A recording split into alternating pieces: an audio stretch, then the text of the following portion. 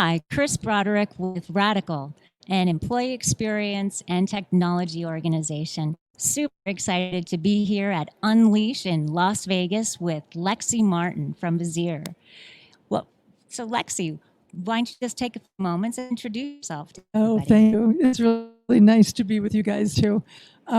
So I have been with Vizier for 7 years. I was the head of research for the first 5. I have decided I want to move towards retiring.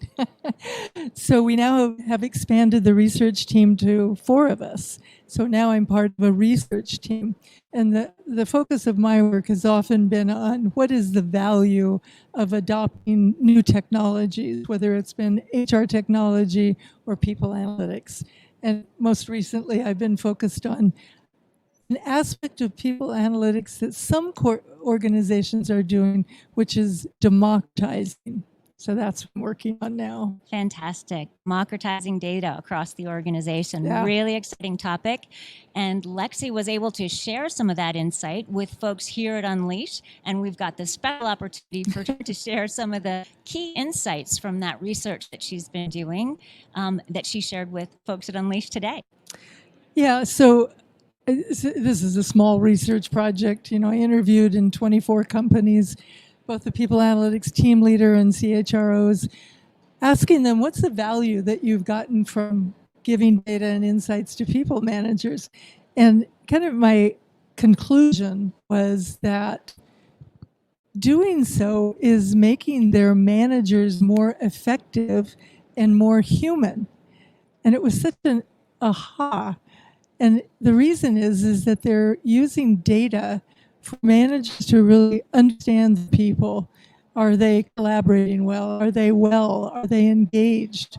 Are they properly recognized? And it was just fabulous to kind of understand that technology is actually being used quite for the good. But at the same time, this technology is enabling organizations to be more productive and more profitable.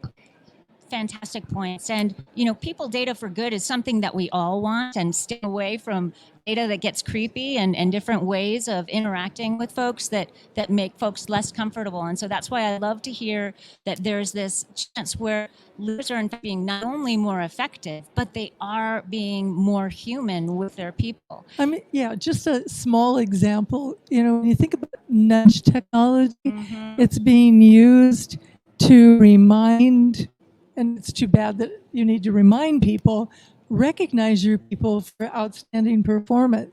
But the nudge is not only going to the person's manager, but to the executive of that person, because it makes a difference where that recognition is coming from. Certainly. How human,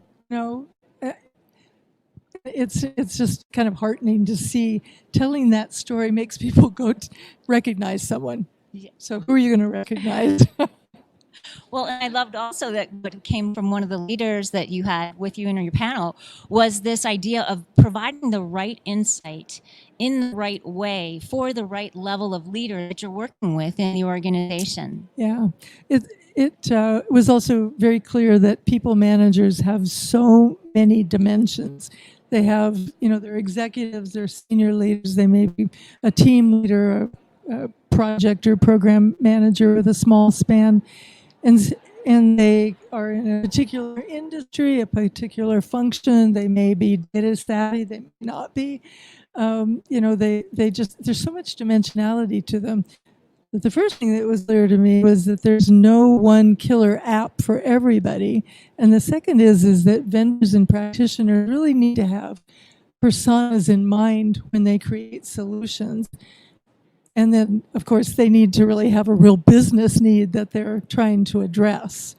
And those are the more successful organizations that, really have a strong business need that, they want to address with democratization. And then 2 things that I wanted to point out as well is that there appeared that there was this ability to anchor to outcomes for these organizations, whether it's profitability, productivity, those kinds of things.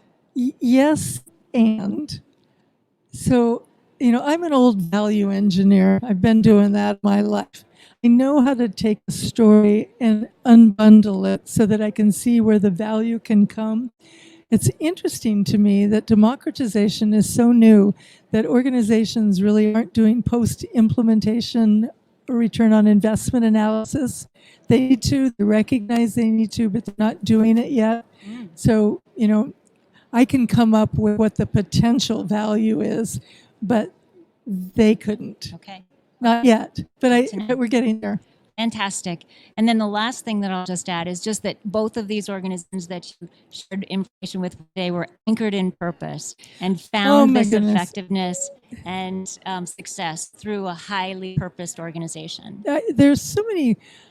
One of the lessons I've learned in my long career is that there's some leading practices that organizations do that makes them outperform financially.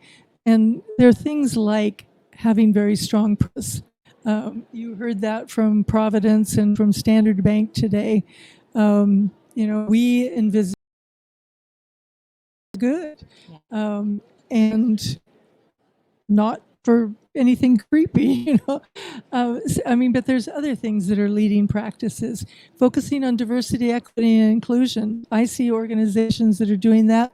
They're outperforming financially, So there's some things that leaders do well, and the rest of the organization should be doing those as well. Well, Lexy, thank you so much for sharing your wisdom with us today, for sharing your research with us. We so appreciate you, and we're grateful for the team at Unleash and closing out here today at Las Vegas at Unleash. Good night. Thanks. Thank you.